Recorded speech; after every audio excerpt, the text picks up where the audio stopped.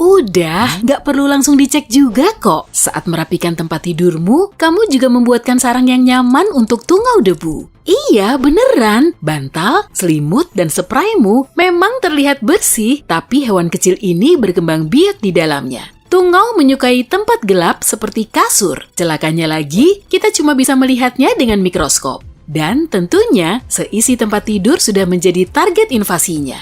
Jadi, kalau kamu menutupinya saat merapikan tempat tidur di pagi hari, tungau akan bersorak-sorai karena bisa mendapat tempat yang pas untuk bertahan hidup.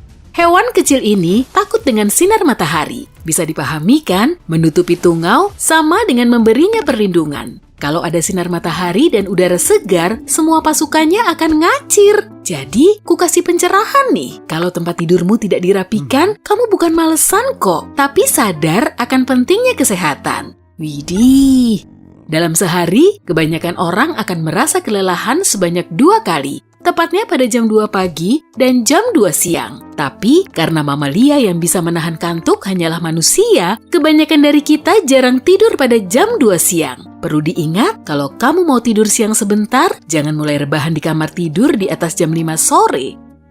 Nanti, bisa-bisa kamu akan sulit tidur dan malah begadang sepanjang malam. Tidur kita berkualitas saat malam hari, tapi kalau kamu terbiasa tidur siang, usahakan durasinya tidak melebihi 20 menit. Untuk mengatasi kantuk, kamu bisa berjalan-jalan santuy atau minum segelas air es. Bisa juga dengan memercikan airnya ke wajah agar matamu melek.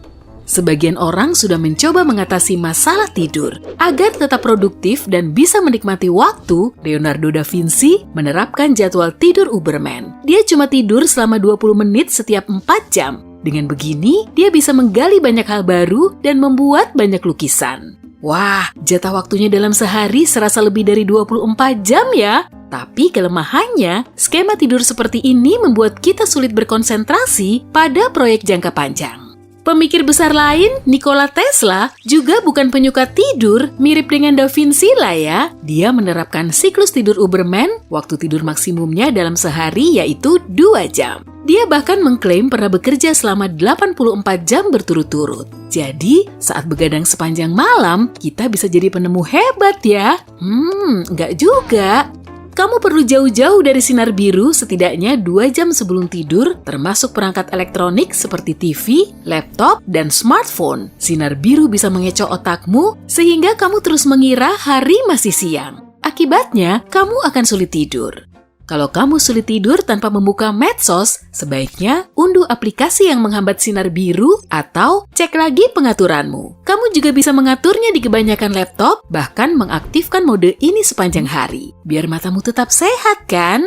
Sebelum tidur, tiba-tiba kamu pengen ngambil makanan manis ya? Tenang, kamu nggak sendirian kok. Coklat memang bisa menenangkanmu dan membuatmu lebih gampang tidur. Tapi, waspadai juga kafein dalam makananmu. Zat ini tidak cuma terdapat pada kopi, coklat pun mengandung sedikit kafein yang juga bisa mengganggu tidurmu. Sebetulnya, ada banyak makanan super selain coklat kok, yang bisa mendongkrak produktivitas dan membantumu tidur. Misalnya, buah beri. Kebanyakan mengandung antioksidan yang bisa meningkatkan kemampuan motorik serta mempertajam daya ingat. Semakin gelap warnanya, akan semakin banyak kandungan antioksidannya. Jadi, pilih blueberry saja, oke? Waktu makan juga penting. Sebaiknya jangan konsumsi makanan setidaknya 1 jam sebelum tidur. Makan besar akan terlalu membebani sistem pencernaanmu, terutama kalau kamu perlu segera tidur selama 8 jam penuh. Nah, kalau kamu mau makan di malam hari, pilihlah makanan ringan seperti snack sehat, susu, atau keju. Oh iya, tahu nggak sih, menu sarapan yang diasup saat malam hari bisa loh membantumu lebih cepat tidur. Pisang, telur, dan roti panggang mengandung banyak protein dan karbohidrat. Keduanya bisa membuatmu lebih rileks dan mudah tidur. Nah kan, sarapan saat malam hari juga penting pastinya. Saat kamu susah tidur, coba deh pakai aromaterapi. Minyak esensial seperti lavender, peppermint, dan kelopak mawar sangat efektif mengatasi sulit tidur. Atau, kalau kamu penyuka buah sitrus, bisa juga pakai campuran lemon dan jeruk. Tuang beberapa tetes ke permukaan tisu atau tambahkan di lampu aroma. Tapi perlu diingat, minyak esensial berbau menyengat. Kalau kamu sering overthinking atau keseringan ngehalu di malam hari, coba deh mulai menulis kreatif sebelum tidur atau buat jurnal harian. Cara ini bisa membantumu menghalau pikiran-pikiran negatif. Nah, kalau sudah tenang, kamu akan tidur lebih nyenyak. 1 domba, 2 domba, trik ini memang berhasil. Kalau fokusmu ingin terlelap, kamu malah akan sulit tidur. Tapi, kalau fokusmu ingin tetap terjaga dengan menghitung domba atau melakukan hal konyol serupa, kemungkinan kamu akan tidur dalam sekejap.